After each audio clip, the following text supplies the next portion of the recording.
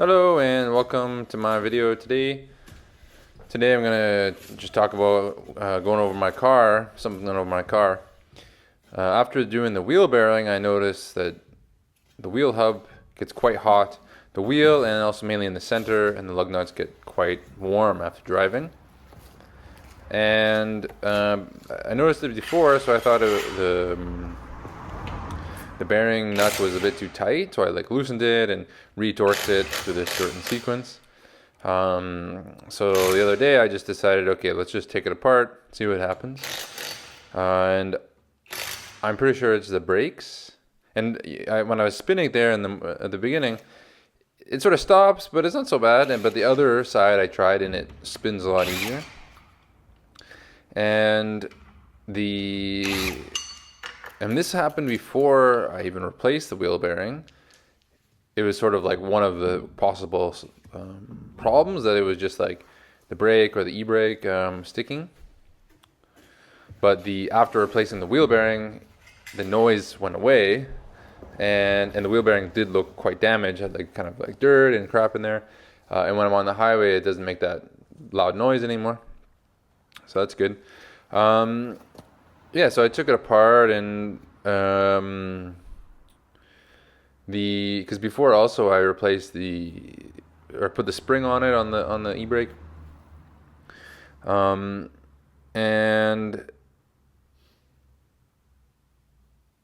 so here I can't even move it with just the brake rotor. But yeah, so see, I'm trying to move it, and yeah.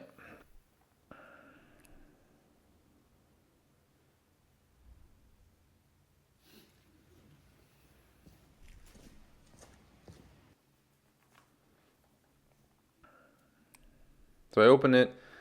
I end up taking the caliper off, and taking the brake pads out and checking them out, and it's kind of crappy and rusty in there still.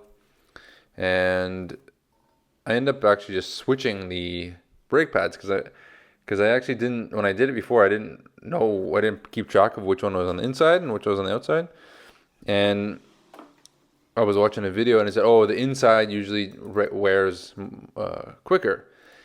And there were definitely different sizes of wear.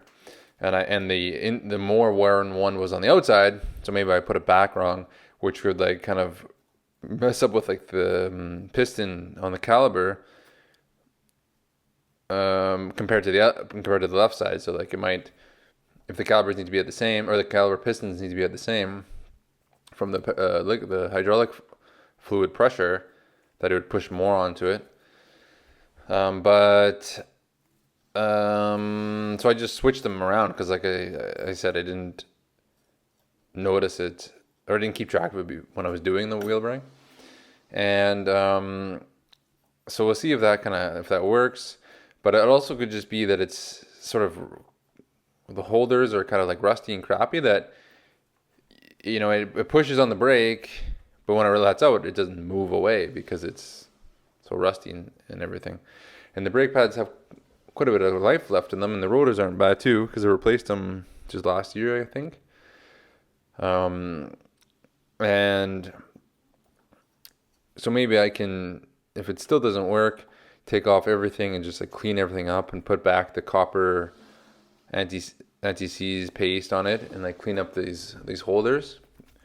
I'm sort of doing a little bit of cleaning up here, but yeah. Also the e-brake, or the handbrake, the park brake, maybe it's sticking as well. So today I drove it, and I drove to the gym, and it was fine. It wasn't so warm, but on the way, but I used the e-brake, the handbrake, and then on the way back, it was warm, quite warm again. So now I'm going to just try to not use the handbrake unless I need to, on a hill or something, and just keep it in first, which is pretty normal. I always have the handbrake and the first gear. So I'm going to try that, and also maybe just put some WD-40 or some lube up on the e-brake, because maybe it's sticking too much. But it's certainly too hot. I've had it where it's tried after, physically burn my hand if it's gonna Like 10-minute drive is not bad, but maybe an hour it's quite hot. So it's certainly concerning because I would assume it would cook the grease in the wheel bearing and not be good for it as well. So yeah, let me know if you have any suggestions on this. I found some about like these pins that are there, like these bolts, that they didn't go in smooth, and that's why it was sticking bad. But that didn't seem the issue. It seemed to be the issue. See, I can spin it clearly now, but once I pumped the brakes, it made it. I couldn't move it. So that's why I took it apart again, and I just decided to switch the pads. I mean, maybe I could just replace everything again, like pads and rotors on the rear. And it's not too bad since I can just do it myself, like price-wise. But I don't really want to because they're pretty decently new. But maybe just clean it all up, clean all the rust off, make sure there's nice copper NDC's grease on there.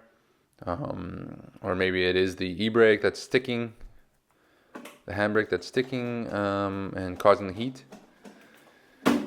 But yeah,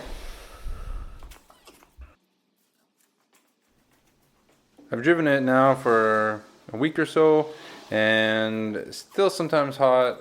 But I've been leaving the handbrake off, not using it, like I said, and just use the first gear because I don't really park on hills anyways. And then if I accidentally use it out of habit, I just go in and reach behind the wheel here and push the e-brake like off more. In the last few days, it's been less heat, like I said, driving the gym, it's like not boiling anymore. I can touch it and it's fine. Whereas before it would be quite hot. And I had someone tell me like a tip to put a little bit of oil on the e-brake there, and I never did because first of all I was like, well, what kind of oil? Like engine oil or like WD-40 or like your hinged oil? So I just like, I don't know which oil you mean. And then also just wear like up on the joints there. But yeah, so I still should probably do that. But I think that's the problem.